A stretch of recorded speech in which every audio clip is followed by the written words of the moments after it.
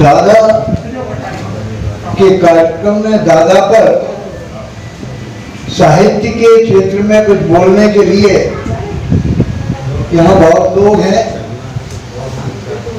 बोलना मैं भी बहुत चाहता हूँ, साहित्य पर चर्चा हो तो बोला जा सकता है, लेकिन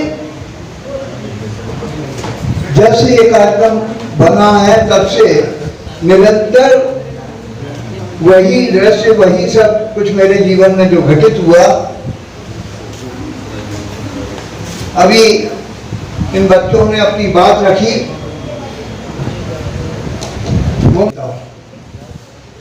मेरे जीवन में एक ऐसा अवसर आया था कि जब मेरी जिंदगी के दुश्मन बन गए थे, दादा को पता लगा, मुझे बुलाया। और अब कई लोग इस बात के साक्षी हैं कि 1 महीने तक मुझे अपने उसी कक्ष में, मंदाकिनी जी जिस कुटिया की बात कर रही थी, मैंने 1 महीना, मुझे जैसा कहा गया ना, दादा थे और दादागिरी करते थे, वही दादागिरी दिखाई ना, कुछ नहीं, तुम यहाँ से हिलोगे नहीं। अगर थोड़ा सा भी बाहर जाता था तो उन्हें चिंता हो जाती थी।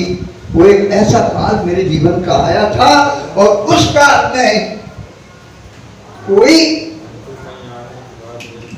बहुत रिश्ते हैं, बहुत मित्र हैं, बहुत बड़ी दुनिया में मेरा बहुत बड़ा संपर्क है, लेकिन केवल दादा और दादा। उन्होंने कहा हाँ मेरा चल रहा है। मैं उन्हें हर दिन में कम से कम 4 बार यही टूकता था, बाबा जी मंत्र जाप चल रहा है? तो कहते थे हाँ चल रहा है।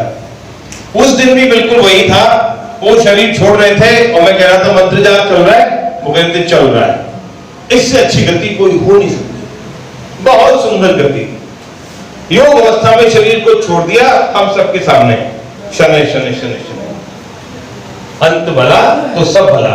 इसलिए मुझे बिल्कुल भी दुख नहीं हुआ कि ऐसी मृत्यु कभी नहीं आती, विरलों को आती है, जो सामने मृत्यु को देख रहे हैं और उनका मंत्र जाप चल रहा है, भगवान नारायण स्वयं आगे उन्हें ले गए। हम जो जा रहे हैं वो कृपया एक बात सुन ले कि हमें छोड़कर आप गए तो हम भी ये कह जाएंगे, बीच भंवर में साथ छोड़ने वाले भी कह जाएंगे।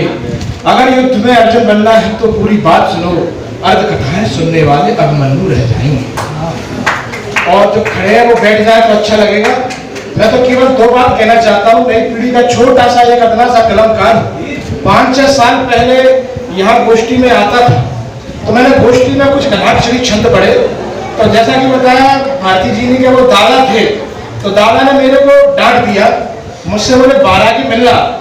तो मैं 12 की मिला और मैंने अपनी डायरी बताई, तो उन्हें 5-6 छंदों में कुछ मात्राएं की गलतियां थी, तो उन्होंने मेरी गलतियां ठीक की। पहले मैं सोच रहा था कि ये गीतकार है, बूढ़े हैं, मैं वीर रस का कवि हूँ, नया नवोद, ये क्या मेरी गलतियां सुधारेंगे।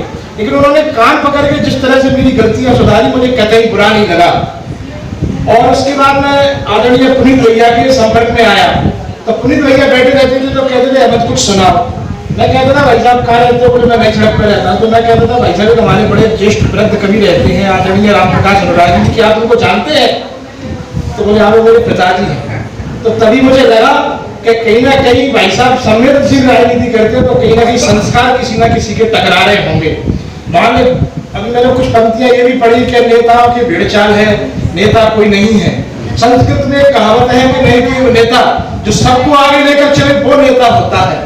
लेकिन मैंने पुनीत शर्मा जी में ये साक्षात देखा है, वो कभी किसी को बड़ा छोटा या अगड़ा पिछड़ा नहीं समझते, सभी साथियों को, युवा साथियों को बराबर में साथ लेके चलते हैं। निसंदेह ऐसे संस्कार आदरणीय देवतुल्य पिता के हो सकते हैं। मैं चाहता हूं कि एक बार उनके लिए तालियां बजाई जाए।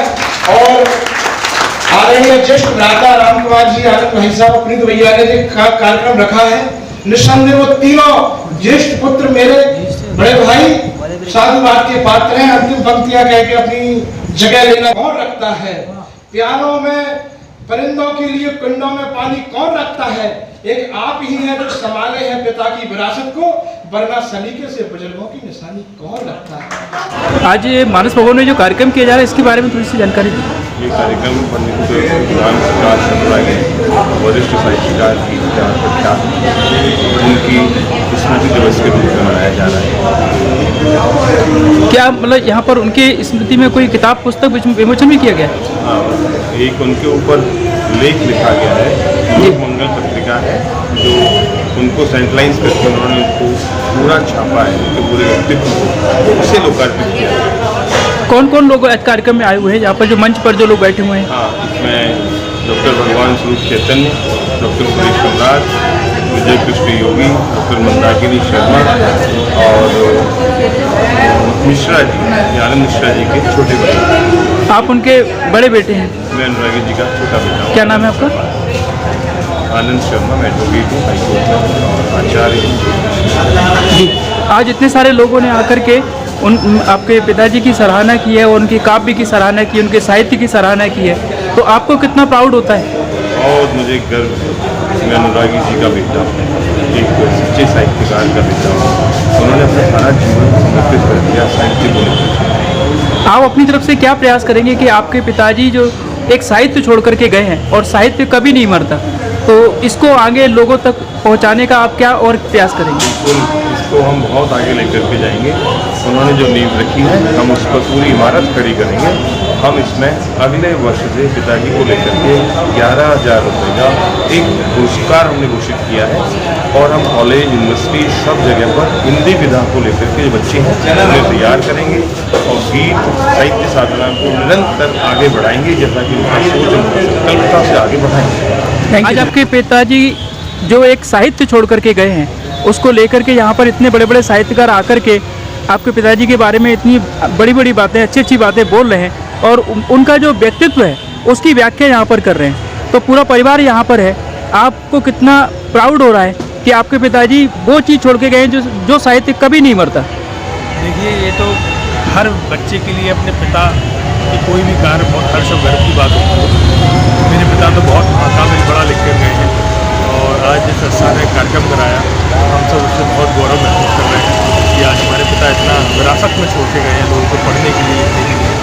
उस पर मैं बहुत। अच्छा, एक चीज़ ये बताइए कि जैसे ये जो कार्यक्रम आज हुआ है, इसके बाद आपके पिताजी के साहित्य को आगे बढ़ाने के लिए आपका परिवार और आप लोग क्या करने वाले? हम लोग हर साल एक कार्यक्रम आयोजन कर रहे हैं, उसकी पूरी टीम भी बन गई है। इसमें किसी कवि को, किसी एक कवि की किताब को पुरस्कृत किया जाएगा। ये पूरा आयोजन का पूरा अभी कार्यक्रम कर रहे हैं। आपको आपके पिताजी की कोई कविता याद है जो आप बताना चाहते हो हमें?